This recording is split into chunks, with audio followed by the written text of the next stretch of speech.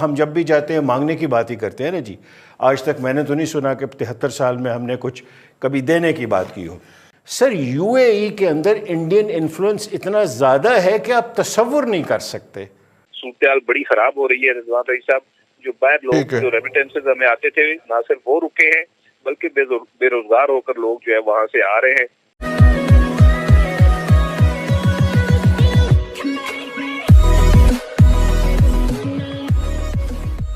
نمسکار دوستو. اب جو یو اے ای، سعودی عرب، قطر جیسے کنٹریز، مطلب مڈل ایسٹ یا پھر کہے کہ عرب ملک کے اندر انڈیا کا اتنا زیادہ انفلوئنس ہو گیا ہے کہ بھائی پہلے جو یہ سارا کنٹریز اور پاکستان کا ایک ریلیشن ہوا کرتا تھا وہ پوری طریقے سے نیست و نابود ہو چکا ہے. اور انڈیا جس طریقے سے کہتا ہے اسی طریقے سے سعودی اور یو اے ای جیسے کنٹریز پاکستان پر ایکشن لینے کے لیے تیار ہو جاتے ہیں. اب ذرا دیکھیے، ایک ریسنٹ ایگزامپل تھا G20 والا کہ بھائی MBS یہاں آئے تھے، محمد بن سلمان جو ہے وہ انڈیا میں آئے تھے اور ان کا کچھ گھنٹوں کا، حالانکہ وہ اسٹیٹ وزٹ پر آئے تھے، 2 دن رکے تھے یہاں پر G20 کے علاوہ، ان کا کچھ گھنٹوں کا ایک اسٹے تھا پاکستان کے اندر کہ وہ چاہتے سمے یہاں پر اتریں گے، کچھ گھنٹے یہاں پر میٹنگز یا پھر جو بھی ہوگا، اور اس کے بعد یہاں سے وہ نکل جائیں گے. لیکن 2-4 دن پہلے انہوں نے منع کر دیا کہ بھئی ہم پاکستان میں نہیں آئیں گے، نہیں اتریں گے. کیونکہ پہلے عرب کنٹریز کو ڈر تھا کہ بھئی ہم اتنی سینا ہماری نہیں بڑھا سکتے، کو ہو گیا تو ہم کو نیچے اتار دیا جائے گا. تو اس حساب سے ان کو پاکستان کی آرمی کی ضرورت پڑتی تھی، بھاڑے کے ٹٹو. لیکن اب پتا ہے کہ بھئی پوری دنیا کے اندر اب وہ لڑائی والا ماحول نہیں رہا ہے. اور اگر مان لیجئے کہ سینا کی ضرورت پڑتی ہے تو ہم انڈیا سے سینا منگوا سکتے ہیں، ادروائز ہم فی الحال بزنس پر ہی دھیان دیں گے. کیونکہ 15-20 سالوں 25 سالوں کے اندر اندر پیٹرول ختم ہو جائے گا، اور اس کے بعد ہوگا کیا کہ جتنا پیسہ عرب کنٹریز کے پاس ہے وہ انویسٹ کریں گے، اور اس کا جو ریٹرن ملے گا نا اسی سے ان کو کھانا پانی کرنا پڑے گا. انڈیا کے علاوہ ان کے پاس کوئی بیسٹ آپشن نہیں ہے. اسی کے ساتھ یہ ویڈیو شروع کرتا ہے. پاکستان کے جو وزیر اعظم ہیں ان کے معاون خصوصی سید زلفی بخاری صاحب جو ہیں وہ متحدہ عرب امارات کے دورے پہ پہنچے ہیں. یار آن ریکارڈ آ چکا ہے یہ بندہ کہ چائنا میں اس کو میٹنگ سے اٹھا دیا گیا تھا. ٹھیک ہے، ہم نے کتنا کب عزت کروانا ہے اس ملک کو کہ ایک جو ناپسندیدہ آدمی تھا یو اے کی، سعودی عرب سے الگ اس کی ہمیں شکایت آئی، چائنا سے الگ آئی، بلکہ چائنیز نے تو لگی لپٹی رکھے بغیر اس کو میٹنگ سے ہی باہر نکال دیا. اس کو ہم نے اب یو اے ای بھجوا دیا. یار یہ کن کی حکومت ہے اس ملک پہ؟ یہ جو ہے یہی وجہ ہے کہ یو اے ای نے ہمیں بڑے آرام سے سفید جھنڈی کروائی ہے. انہوں نے کہا جی جب ہوگا، جب دیگ پک جائے گی تو پھر آ کے لے جائیے گا، فی الحال تو دیگ پکڑ رہی ہے جی. ہم گئے تھے کہ جی 4 بندے اب کرونا کے بعد کھلنے لگے ہیں تو کوئی 4 بندے ہمارے لے لیں، کم از کم ایجنڈا یہی کیا گیا. لیکن اس کے حوالے سے کوئی پازیٹیو رسپانس نہیں آیا. ڈیسیشن جو ہے کہیں جانے کا یہ پرائم منسٹر صاحب کرتے ہیں یا فارن آفس کرتا ہے ان کی رہنمائی کے اندر. اب جب ہم کسی بندے کو باہر بھیجتے ہیں تو ایڈوائزر کا باہر جانا کوئی غیر معمولی بات نہیں ہے. تو یہ ایز سچ کوئی بہت زیادہ ایسی ٹریڈیشن نہیں ہے کہ جس کو آپ کہہ سکیں کہ یہ بالکل ہم نے ایک غلط کام کیا ہے. یہ ایک روٹین کی بات ہے. پہلی بات تو میں یہ عرض کروں گا، ہمارے فنانس کے بھی تو ایڈوائزر ہی ہیں جو سارے معاملات جی گورنمنٹ تو ایڈوائزرز ہی چلا رہے ہیں نا جی. اس وقت بدقسمتی تو یہی ہے کہ الیکٹڈ بندے پیچھے ہیں، ایڈوائزرز ہمارے ماشاءاللہ بہت آگے ہیں اور وہ بہت لائق لوگ ہیں.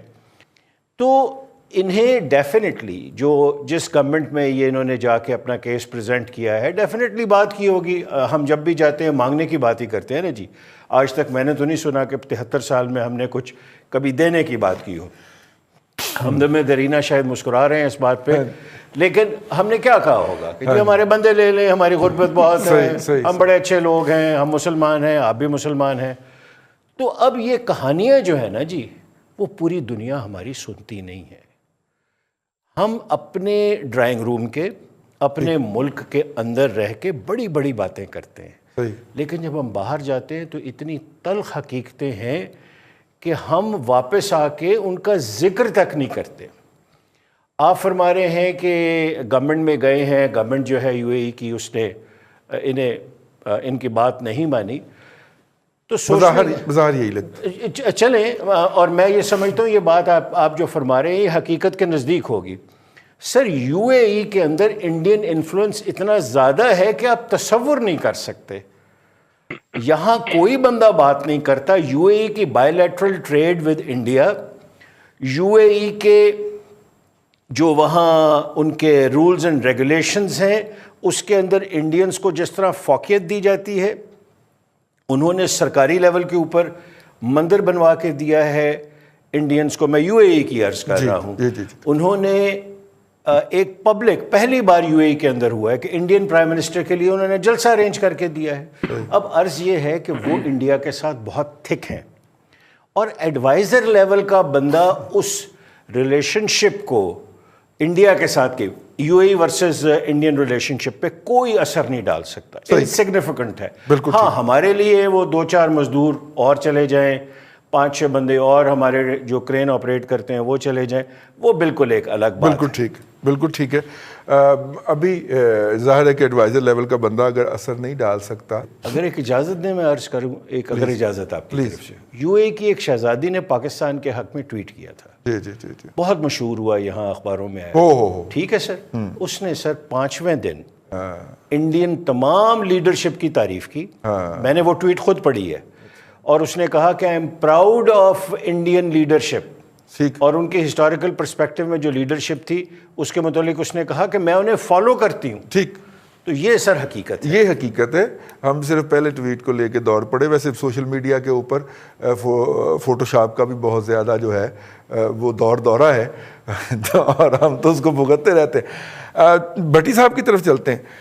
اب اس کی وجہ کیا ہے؟ کیا وہ توقعات ہیں جو ان ممالک نے ہم سے ہماری نئی قیادت سے وابستہ کی تھیں، کیا ان کو مایوسی ہوئی، یا پھر انڈیا کے حوالے سے جو معاملات چلے تھے کشمیر کے اوپر، اور جس طرح سے انہوں نے OIC کے اندر کیا تھا، اس کے وہ بنیادی وجہ ہے ریجن کی اس وقت جو انڈیا چائنا ٹینشن ہے، پاکستان کے LOC کے اوپر جو بھارت کر رہا ہے، یہ سارے معاملات جو ہے جڑے ہوئے ہیں۔ ممالک کے اندر باہمی دلچسپی اور مفادات ہوتے ہیں، اور یہ جو ہم کارڈ استعمال کرتے ہیں اسلامک پینل والا، یہ اب کوئی زیادہ مؤثر نہیں رہ گیا۔